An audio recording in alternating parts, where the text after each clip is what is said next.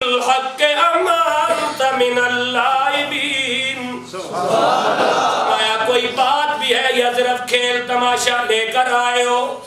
اللہ کا نبی بولا، بھتیجا اپنے چچا کے سامنے بولا، اور اس مرحلے پر بھتیجے کی عظمت کا یہ عالم ہے کہ بھتیجا کہنے جا رہا ہے چچا سچ ہے کہ تو چچا ہے، باپ کی جگہ ہے، لیکن اتنی بات سن کے میں ان اجالوں کا نقیب بنا کر بھیجا گیا ہوں کہ اب تو مقتدی ہے اور میں مقتدا ہوں۔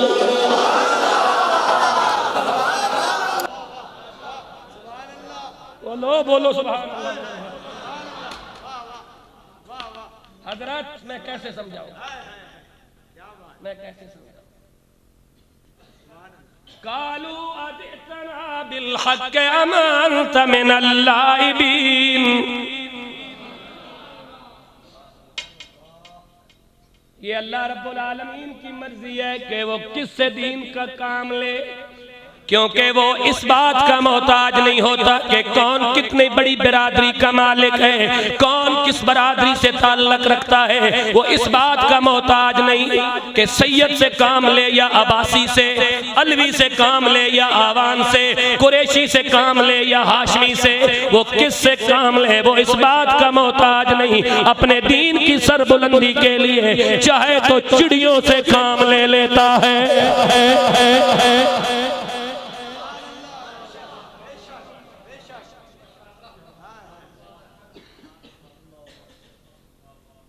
میں نے چند بڑی برادریوں کے نام لے کر آپ کو کوئی بات سمجھائی ہے، سید، علوی، قریشی، ہاشمی، عباسی، بڑے خاندانوں کے نام لے کر ایک بات سمجھائی ہے کہ وہ اس بات کا محتاج نہیں ہے کہ وہ کس سے اپنے دین کے لیے کام لیتا ہے، وہ تو چاہے تو مچھروں سے کام لے لے، چاہے تو چڑیوں سے کام لے لے، چاہے تو بستر پہ کہے علی کو سلا دو، صدیق کے ساتھ غار میں چلے جاؤ، مکڑی کو کہتا ہے جالا بنا دے، کبوتری سے کہتا ہے انڈے دے دے، یا اللہ کیوں؟ کہا قیامت تک عقیدہ دینا چاہتا ہوں، کفر چال چل رہا ہے، زمانے کا پروردگار تدبیر فرما رہا۔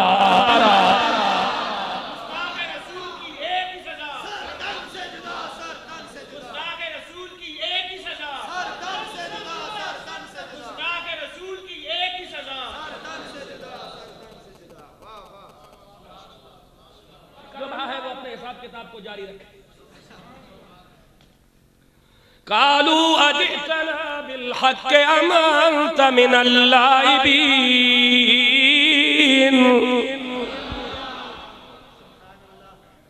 فرمایا میں ان اجالوں کا نقیب ہوں کہ اب تجھے مقتدی بننا پڑے گا، مجھے مقتدا بننا پڑے گا۔ عمر میں چھوٹا صحیح، لیکن علم میں اور قد و قامت میں چھوٹا نہیں، کیونکہ تو صرف چچا ہے، میں صرف بھتیجا ہی نہیں تیرا اللہ کا نبی بھی ہوں۔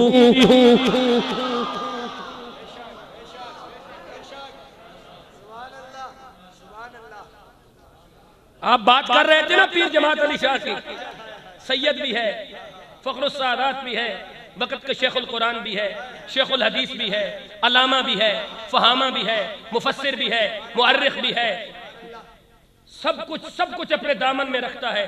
سب سے بڑا اعزاز کے سید بھی ہے، سجادہ نشین بھی ہے، بابا جی فقیر چورائی رحمت اللہ تعالیٰ علیہ کا خلیفہ مجاز بھی ہے۔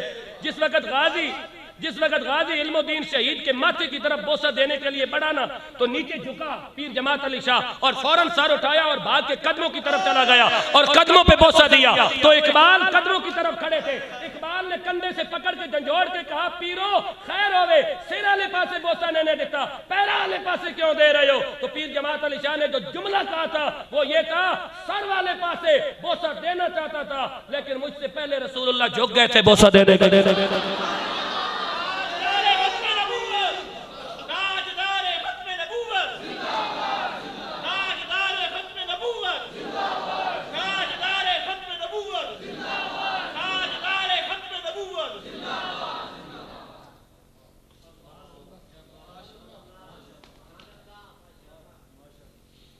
قالوا اجئتنا بالحق امانت من اللائبین، انسان کو بیدار تو ہو لینے دو، ہر قوم پکارے گی ہمارے ہے اسے۔ قالوا اجئتنا بالحق ام انت من اللاعبین. اب اللہ کا نبی بولا قال بل ربکم رب السماوات والارض الذی فطرہن وانا علی ذالکم من الشاہدین.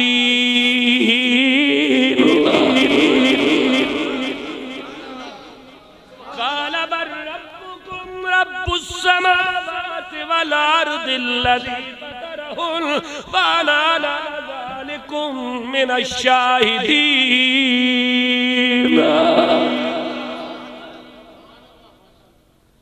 اللہ کا نبی بولا کالا، جب انہوں نے کہا نا کھیل تماشا، اللہ کا نبی بولا کھیل تماشا میں سن کیا حسین دلیل.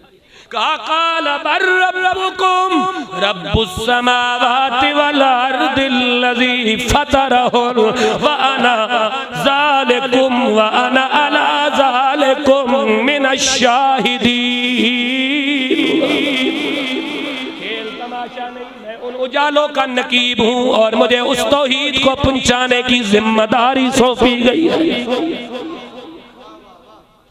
یہ بھی بڑا مسئلہ ہے نا کہ سنی توحید بیان نہیں کرتے. آج بانڈی پیرا کی مسجد میں بات ہی توحید کی ہو رہی ہے. آج بانڈی پیرا کی مسجد میں بات ہی توحید کی ہو رہی ہے. آج بانڈی پیرا کے دامن میں بات ہی توحید کی ہو رہی ہے. اور میں بتانا چاہتا ہوں کہ توحید اس بات کا نام نہیں کہ کتیا کو بچے کون دیتا ہے اللہ، بلی کو بچے کون دیتا ہے اللہ. توحید اس بات کا نام ہے کہ توحید تو یہ ہے خدا حشر میں کہہ دے یہ بندہ دو عالم سے خفا میرے لیے تھا.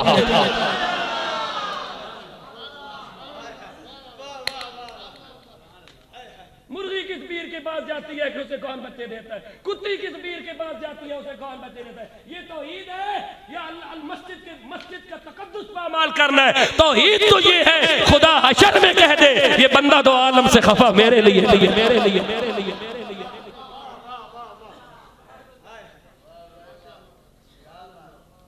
جو بندہ حاضر موجود ہے مسجد کے اندر اور اس کا کیلکولیٹر مکمل ہو چکا ہے تو سبحان اللہ بول دے. وہ خطیب نہیں ہوتا جس کی نظر نہ ہو. اعوذ باللہ من الشیطان الرجیم. فرمایا میں ان اجالوں کا نقیب بنا کر بھیجا گیا ہوں کہ قال بل ربکم رب السماوات والارض فطرہن والارض الذی فطرہن وانا علی ذالکم من الشاہدین.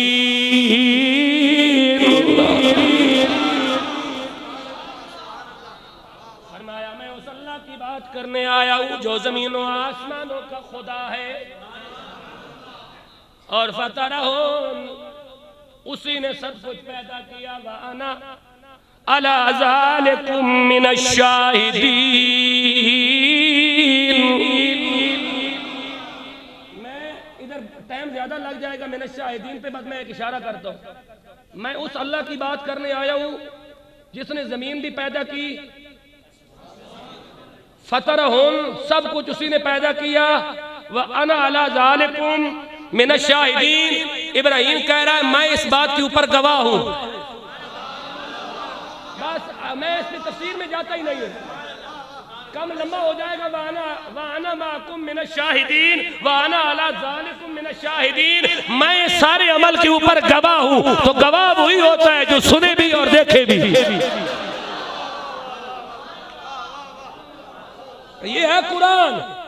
میں تفسیر میں نہیں جاتا، میں ترجمہ چھوڑ کے جا رہا ہوں. آگے تحقیق آپ خود کرنا، کیونکہ توحید تو یہ ہے خدا حشر میں کہہ دے یہ بندہ دو عالم سے خفا میرے لیے تھا.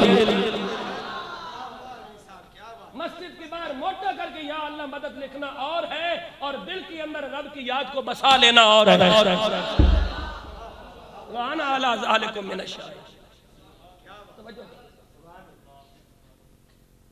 اگلی آیت میں ہماری گفتگو داخل ہوگی. اب ابراہیم نے چچا کو جو بات کی، اگر آپ تیار ہیں تو میں قرآن پڑھوں. باتیں کھل گئی ہیں.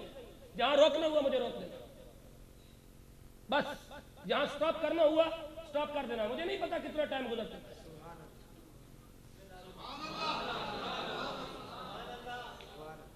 بس آپ نے ایک اشارہ کر دینا ہے, ہماری گفتگو وہاں پہ کنکلوڈ ہو جائے گی. بس رکیے گا. اللہ کے نبی نے اب اپنے چچا کو جو مخاطب کر کے کہا وہ کیا تھا سنیے. بھتیجا ہو کر باپ کے برابر چچا کو کیا کہہ رہا ہے, کیوں؟ وہ یہ نہیں دیکھ رہا کہ یہ چچا ہے, وہ یہ دیکھ رہا ہے کہ میں اللہ کا نبی ہوں اور میری ذمہ داری کیا ہے.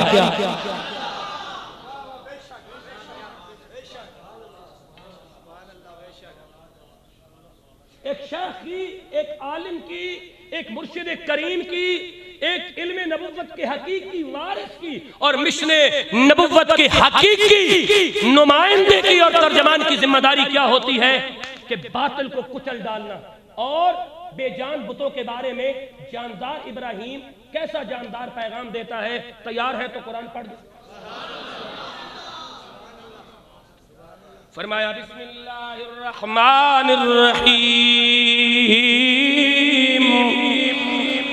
وَتَاللَّهِ لَأَكِيدَنَّ أَصْنَامَكُمْ بَعْدَ أَن تُوَلُّوا مُدْبِرِينَ.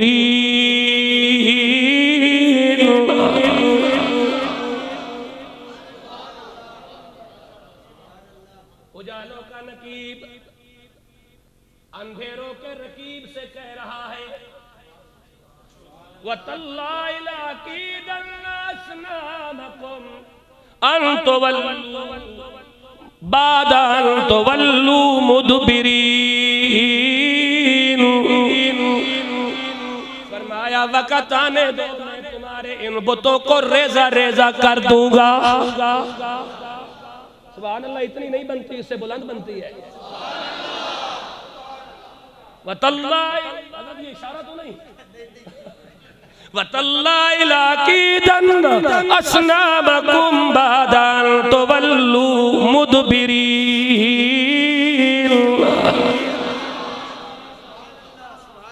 وَتَاللَّهِ لَأَكِيدَنَّ أَصْنَامَكُمْ بَعْدَ أَن تُوَلُّوا مُدْبِرِينَ. دیجئے میں تمہارے بتوں سے پوچھ لوں گا کہ تم میں کتنی خدا بننے کی صلاحیت ہے. وقت آنے دیجئے ان مجاوروں سے بھی پوچھ لیں گے ناموس رسالت سے غداری کی سزا کیا ہوتی ہے.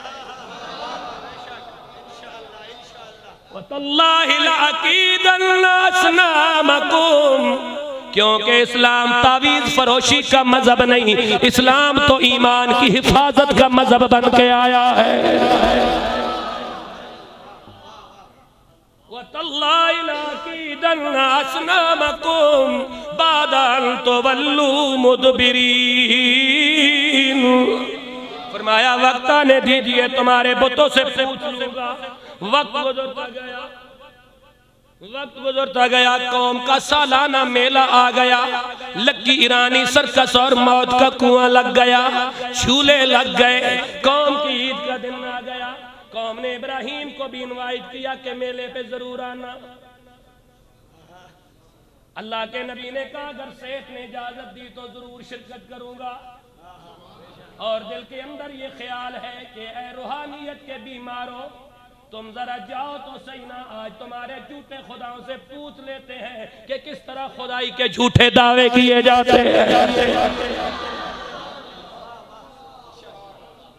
کس طرح امت کی جیبوں کو خالی کیا جاتا ہے, کیسے تعویذ فروشی ہوتی ہے, کیسے مجاوری ہوتی ہے, کیسے اعلیٰ لوگوں کی مسند پہ بیٹھ کر. اقبال نے بھی کہا تھا زاغوں کے تصرف میں عقابوں کے نشے من آ گئے. مجھے ایک بات یاد آ گئی, علامہ اقبال کی ایک پیر صاحب ملنے آئے علامہ اقبال سے.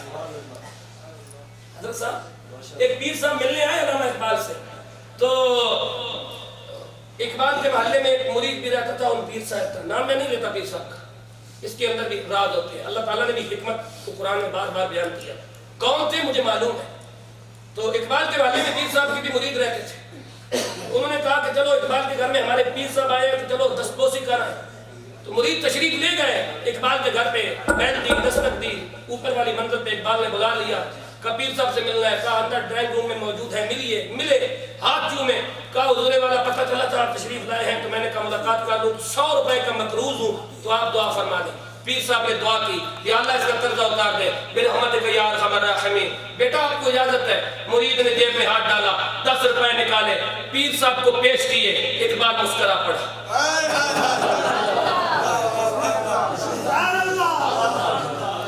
اقبال مسکرا پڑا۔ مرید کے اٹھنے کا انتظار کر رہے تھے کیونکہ پیر صاحب بڑے عقل مند تھے، مرید کے سامنے بات نہیں کھولنا چاہتے تھے، لیکن اقبال کے ساتھ بے تکلفی تھی۔ مرید جب چلا گیا نا تو کہا اقبال سچ بتاؤ، ہنسی کے ہوتے جب میرے مرید نے مجھے 10 روپے دیے تھے؟ کہا رہنے دیجیے، کہا رہنے نہ دیجیے، بتاؤ بات کیا تھی؟ کہا بات یہ تھی کہ آپ کی دعا کتنی جلدی قبول ہوئی ہے، پہلے 100 روپے کا مقروض تھا، اب 110 کا ہو گیا۔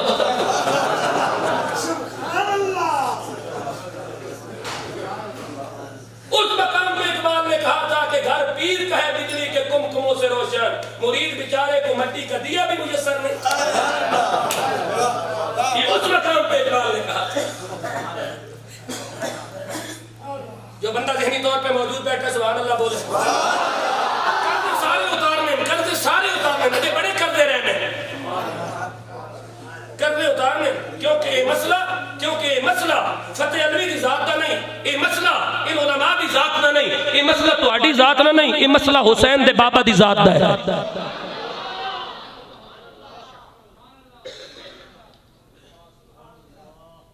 فرمایا تاللہ لاکیدن اسنامکم بعد ان تولوا مدبرین۔ سالانہ میلے پہ چلی گئی، بتوں پہ نئی نئی چادریں چڑھائی، ان کے آگے مٹھائی کے تھال بھر کے رکھے، اور اللہ کے نبی نے آج موقع غنیمت جانا، پورے شہر میں نبی کے سوا کوئی دوسرا بندہ موجود نہیں۔ اللہ کے نبی نے تسبیح کو گھر رکھا، کلہاڑا اٹھایا، کیونکہ جب تسبیح کی ضرورت ہو تسبیح پڑی جاتی ہے، جب تلوار کی ضرورت ہو تلوار پڑی جاتی ہے۔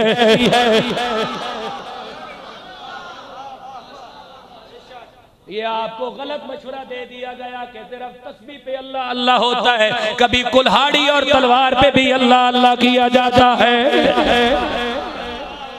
اگر صرف تسبیح سے کام بنتا تو امام حسین سے بڑا تسبیح خواں کون ہو سکتا ہے؟ لیکن امام حسین نے ان تسبیح کے موتیوں کو جو علی اصغر و علی اکبر کی صورت میں تھے انہیں ساتھ لیا اور کہا اب مدینے میں بیٹھ کے نہیں، اب کربلا میں تسبیح پڑھیں گے۔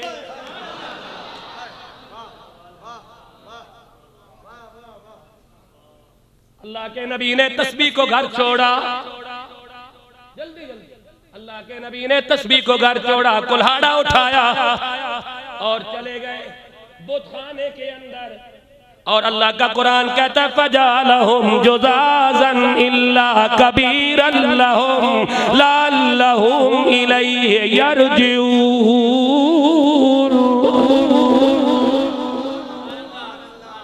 سبحان اللہ سبحان اللہ سبحان اللہ۔ فَجَعَلَهُمْ جُذَاذًا إِلَّا كَبِيرًا لَهُمْ لَعَلَّهُمْ إِلَيْهِ يَرْجِعُونَ قَالُوا مَنْ فَعَلَ هَذَا بِآلِهَتِنَا إِنَّهُ لَمِنَ الظَّالِمِينَ۔